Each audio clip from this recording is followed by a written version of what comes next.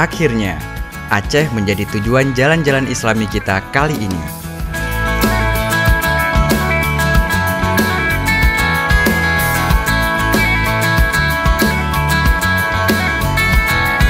Siapa sih yang tidak mengenal Aceh? Negeri Serambi Mekah yang terletak di ujung Sumatera, Indonesia. Kalau bicara soal Provinsi Aceh, pasti tidak terlepas dari kentalnya syariat Islam. Negeri yang menjadi titik nol masuknya Islam di Nusantara. Nah, ini salah satu bukti eksisnya Islam di Aceh. Masjid ini sudah ada sejak berabad tahun lamanya. Assalamualaikum warahmatullahi wabarakatuh. Apa kabar pemirsa? Senang sekali pada kesempatan kali ini saya mengajak Anda untuk jalan-jalan ke Aceh, negeri Serambi Mekah. Saat ini saya berada di tengah-tengah kota Banda Aceh, tepatnya di Masjid Baitur Rahman Banda Aceh, yang menjadi landmark dan juga kebanggaan masyarakat Aceh.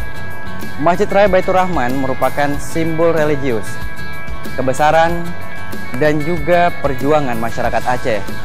Masjid ini pernah terbakar pada tahun 1873 karena dijadikan sebagai markas para pejuang Aceh untuk melawan penjajahan Belanda.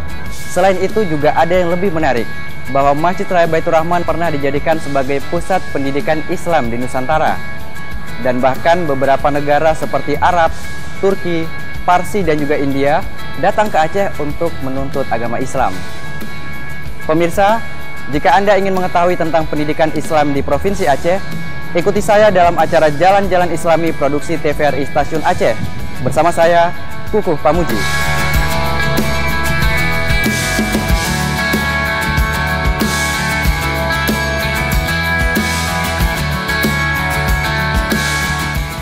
Assalamualaikum. Bu, saya Kukuh, Abu, sedang jalan-jalan di Aceh dan ingin bersilaturahmi di pesantren Darul Muta'alimin ini, Abu. Boleh. Selamat ya, Rengku Haji Kamil. Ya, Abu, tadi saya sempat jalan-jalan ke Masjid Raya Baitur Rahman. Sangat indah masjid itu, Abu, ya. Iya. Ya, itu sepertinya juga menunjukkan bahwa masyarakat Aceh ini sangat cinta dengan Islam. Nah, kalau dari sejarah dan juga perkembangan Islam, sebetulnya apa yang membuat masyarakat Aceh ini sangat kuat dengan agama? Menurut saya, karena memang dasar masuknya Islam Indonesia melalui Aceh, sehingga mungkin orang Aceh karena orang yang pertama menerima Islam, sehingga Islamnya memang sudah tertanam di jiwa orang Aceh. Kemudian ditambah lagi dengan perjuangan ulama menyebarkan Islam di seluruh Aceh dengan mendirikan pondok-pondok pesantren, sehingga di seluruh Aceh memang dengan ada ulama-ulama sehingga Islam ini paling kuat tertanam di dalam jiwa-jiwa orang Aceh. Berarti memang pendidikan Islam yang ada di Aceh ini dimulai dari pesantren, kemudian juga adanya daerah-daerah di setiap kampung, Abu. Ini sejarah pendiriannya seperti apa, Abu? Kita mendirikan pesantren pada tahun 2000 bermodalkan sebuah masjid tua peninggalan orang-orang dulu, sehingga dengan sebuah masjid tua ini sedikit demi sedikit kita bersama masyarakat kita kembangkan menjadi sebuah pesantren. Abu, boleh tidak kalau saya jadi santri di pesantren? Ya boleh, nggak ada masalah, boleh. Alhamdulillah. Assalamualaikum. Nah, jadi ini adik ini udah menjadi santri kita. Ya. Ditolong bawa Pak Isra atau bilik ya, saya serahkan sama.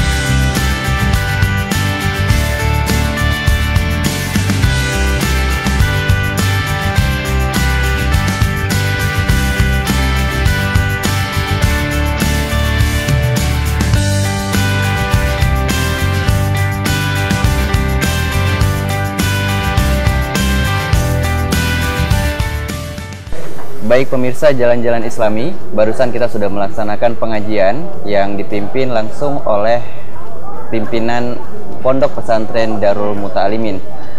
Nah, untuk sore hari ini kita mengaji pesantren Darul Muta'alimin, saatnya untuk mandi dan juga untuk persiapan makan malam. Tetap bersama kami dalam acara Jalan-Jalan Islami.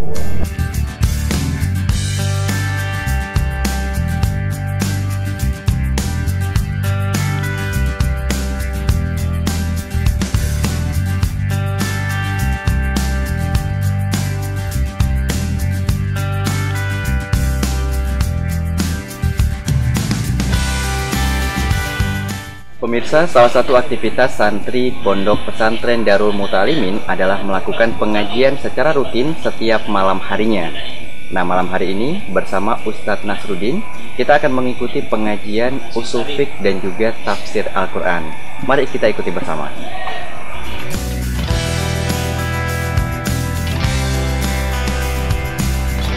Assalamualaikum. Waalaikumsalam. Ustadz, boleh saya ikut pengajian ini, Ustadz?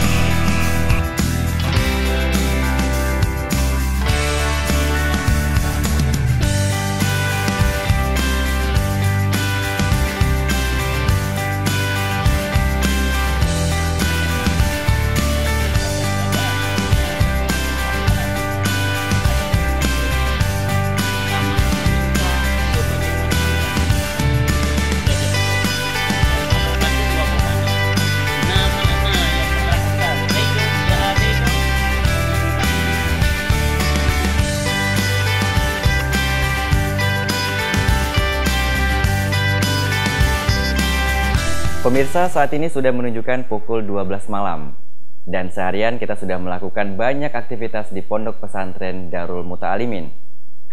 Saatnya santri dan juga saya untuk istirahat, karena besok pagi di pukul 5 saya harus bangun segera karena masih banyak aktivitas lainnya dan kabarnya besok pagi masih banyak hal spesial yang akan kita hadirkan untuk Anda.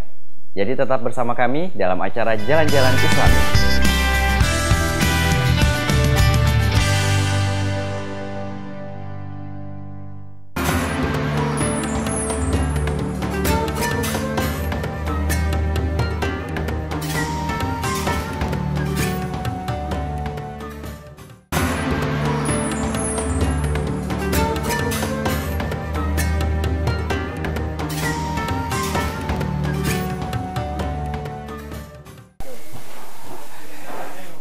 Ya, selamat pagi pemirsa. Saat ini saya masih berada di pesantren Darul Muta'alimin. Subuh-subuh sudah dibangunkan oleh santri dan diajak untuk menyaksikan bagaimana proses memasak kuah belangong.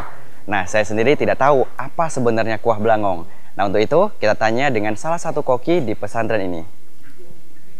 Assalamualaikum Tengku. Assalamualaikum. Ya, dengan Tengku siapa? Dengan Tengku Muhammad. Tengku Muhammad. Ya, Tengku, saya saksikan di sini sepertinya berbeda cara masaknya dengan masakan yang lain. Ini sebetulnya kuah belangong ini masakan apa nih, Tengku? Ini kuah belangong sebenarnya ini sudah turun temurun ya kalau kita bilang. Karena kalau di Aceh setiap Maulud, setiap menyambut hari besar Islam misalnya kan, semua seluruh Aceh ada kuah belangong. Cuman kalau kuah belangong yang teristimewa kita bilang di Banda Aceh lah kayak gitu. Itu kalau di dalam sini banyak kali ada daging, ini daging campuran ada daging kambing, daging lembu, bahan-bahannya juga seperti bahan masakan lah biasa gitu. Ya, kalau dari bumbunya sendiri ini campuran dari apa saja, Tengku? Ini banyak, ada cabai, ada kelapa kalau kita bilang ya, berarti berapa jam ini kira-kira, Tengku? Masaknya iya sekitar 2 jam. Sekitar 2 jam ya. Oke. Wah, ini berarti tunggu sampai jam 10 baru kita bisa menikmati, Tengku ya.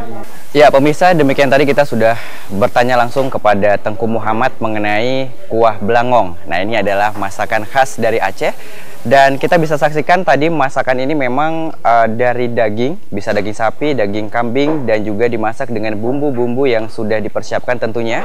Dan biasanya disajikan dalam acara-acara istimewa seperti Hari Besar Islam dan juga acara pernikahan dan acara lainnya. Jadi jika Anda berkunjung ke Aceh, jangan lupa untuk merasakan dan menikmati kuliner khas Aceh, kuah belangong.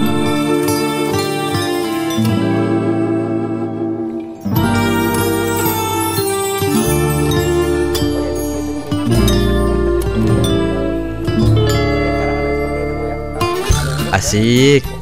Akhirnya saya dapat kesempatan menjadi koki masakan asli Aceh.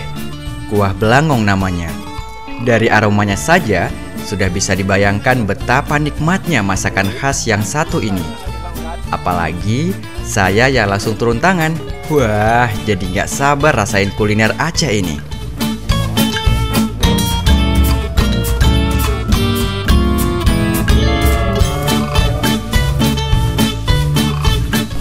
Ya, pemirsa, tadi kita sudah menyaksikan bagaimana pengolahan kuah belangong di pesantren Darul Muta'alimin.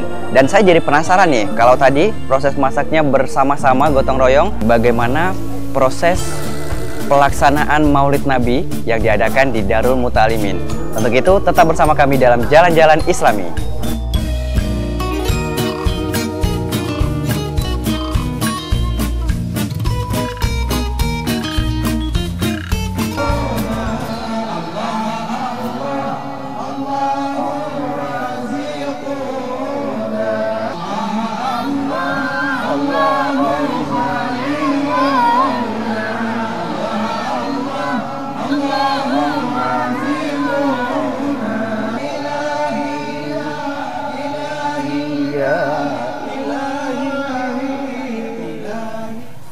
Pemirsa Jalan-Jalan Islami, beginilah suasana peringatan Maulid Nabi besar Muhammad SAW yang diadakan di Pondok Pesantren Darul Muta'alimin.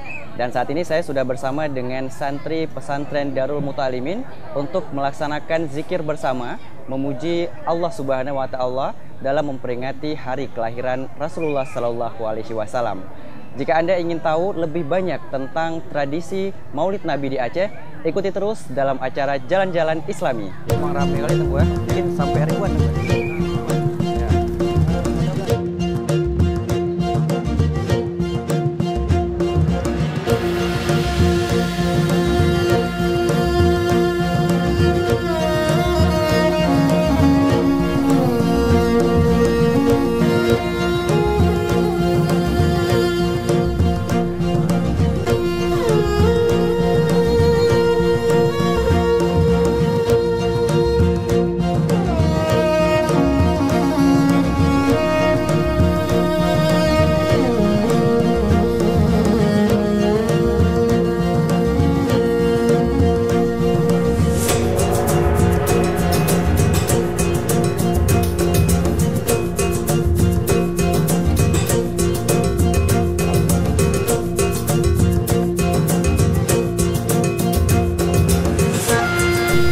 Ya pemirsa Jalan-Jalan Islami dimanapun Anda berada, saatnya kita makan siang.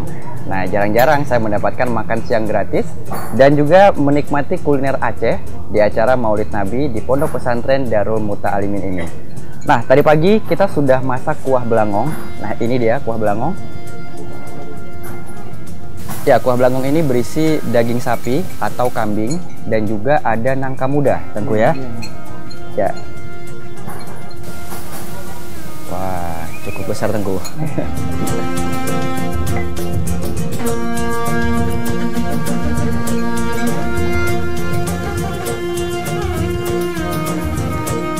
Ya pemirsa, jadi kuliner Aceh memang sangat kaya dan salah satunya adalah kuah belangong. Dan ini seperti kuah kari, jadi sangat kaya dengan rempah-rempah dan rasanya lezat sekali. Jadi untuk Anda yang datang ke Aceh, jangan lupa untuk menikmati kuah belangong.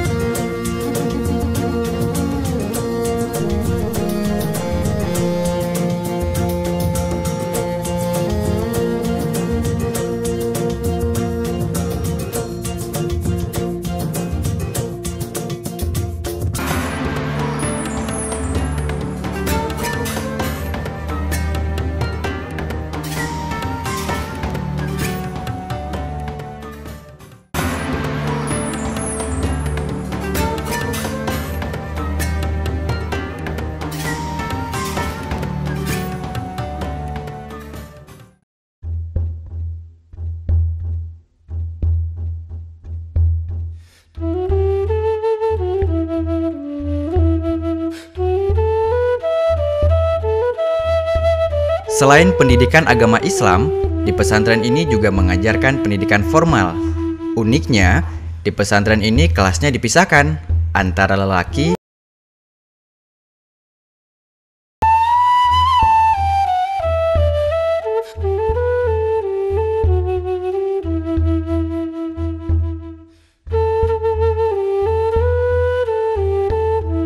Selain untuk santri, di pondok pesantren ini juga dijadikan sebagai tempat memperdalam ilmu keislaman untuk ibu-ibu di sekitar pesantren. Lihat saja ibu-ibu ini, mereka sangat antusias mendengar ceramah dari Abu. Pengajian ini dilaksanakan rutin setiap ba'da salat Jumat. Di pesantren Darul Muta'alimin berdiri sebuah masjid yang bersejarah. Masjid ini menjadi pusat aktivitas ibadah bagi para santri. Seperti apa sejarahnya? Ayo kita telusuri lebih dalam.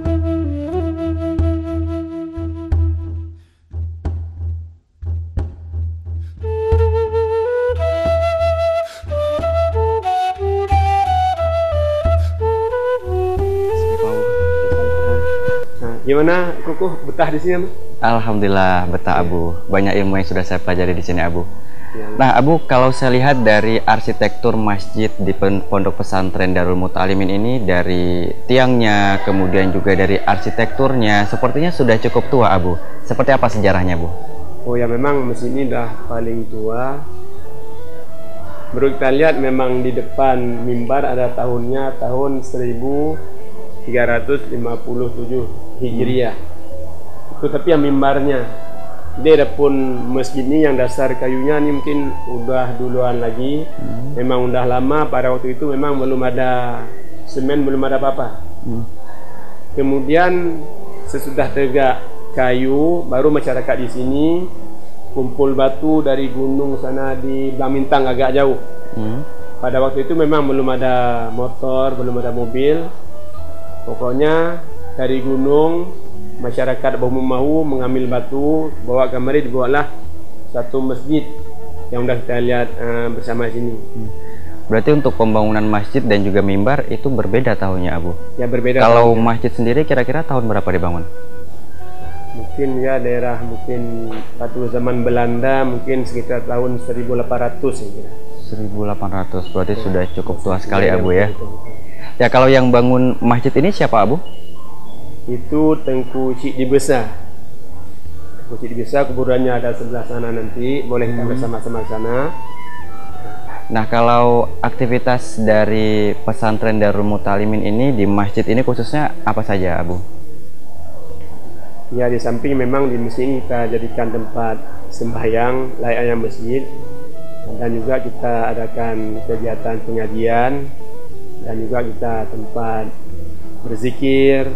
Kemudian ada kita adakan tempat ceramah. Pokoknya untuk kepentingan kebutuhan pesantren tetap induknya di sini masjid ini.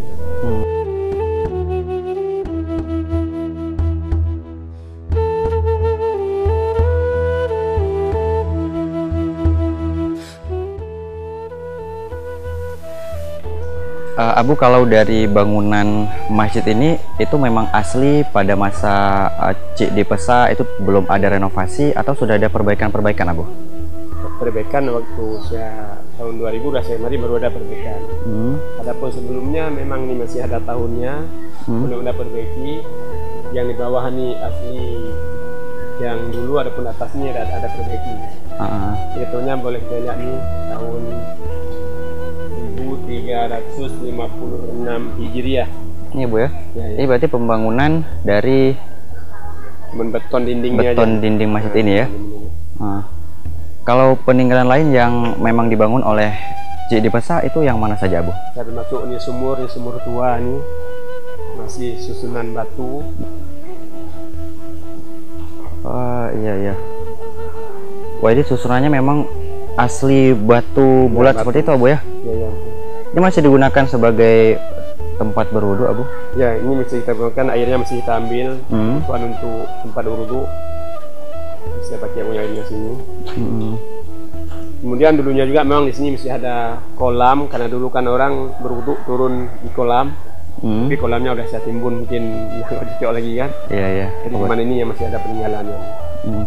Kemudian di sampingnya sumur ada juga sebuah pedena di sebelah sana, guci yang memang dulu dipakai untuk menyumpah-nyumpah orang yang ada bermasalah. Jadi gucinya ada sebelah sana.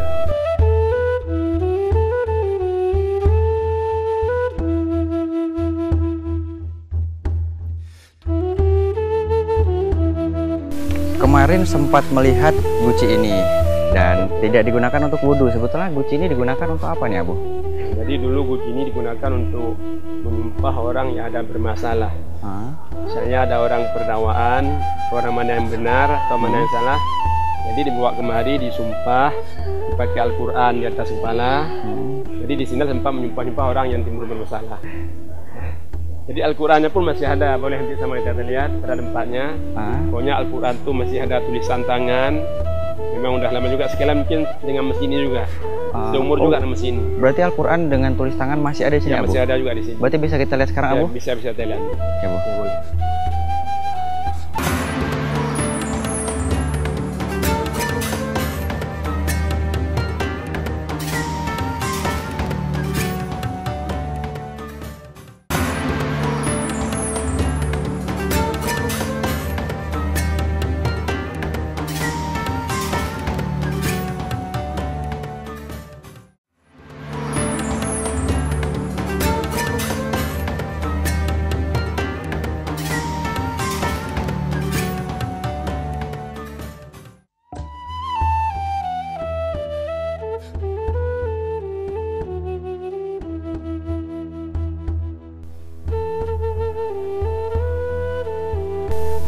Boleh saya lihat Al-Qurannya, Tengku? Boleh, silakan.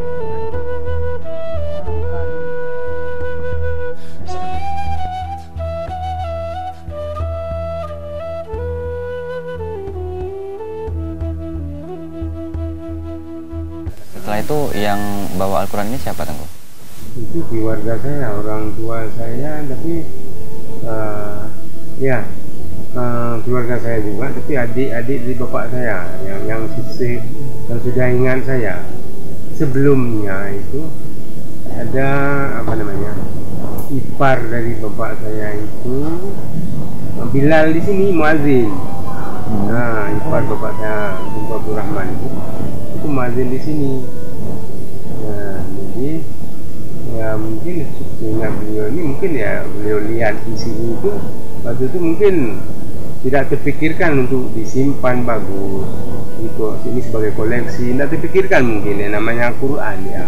Saya tidak sempat tanya sama orang tua beliau mengenai ini dan mengenai pelaksanaan yang namanya sumpah penyumpahan itu. Saya tidak pernah tanya juga sama ayah beliau. Misalnya pernah diadakan penyumpahan di masjid kita ini, ada pelaksanaan sumpah itu. Kapan misalnya, bagaimana pelaksanaannya? Tidak pernah tanya saya. Cuman kita dengar-dengar orang tua bilang, mungkin ditakut-takutin kita, cuma bilang, oh jangan main-main nanti kalau bohong-bohong kalau apa nanti curi punya orang atau kesalahan apa nanti disumpah awas nanti. Kalau di masjid Melayu ini nanti orang-orang tua bilang begitu. Itu kalau mau penyumpahan nanti disumpahkan orang itu guci pedena itu ya, guci gede itu nanti berteriak meraung. Pemirsa, inilah Al-Quran peninggalan dari Tengku Cik Jipesa yang disimpan di Pondok Pesantren Darul Muta'alimin. Dan Al-Quran ini pada masanya dilakukan sebagai bersumpah kepada masyarakat jika sedang mengalami sebuah perkara, bisa mengenai pencurian dan lain sebagainya. Dan menurut informasi bahwa acara penyumpahan itu masih terus berlangsung sampai tahun 1950-an. Namun sampai saat ini belum tahu pasti sampai kapan sumpah tersebut tidak dilakukan lagi di Kampung Melayu ini. Pemirsa, tetap bersama kami dalam acara Jalan-Jalan Islami TVRI.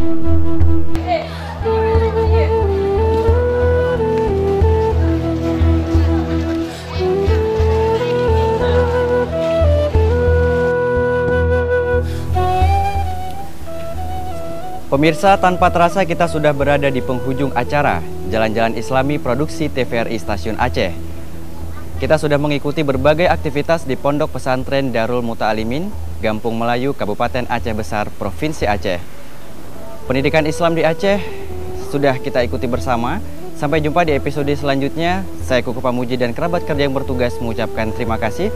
Assalamualaikum warahmatullahi wabarakatuh.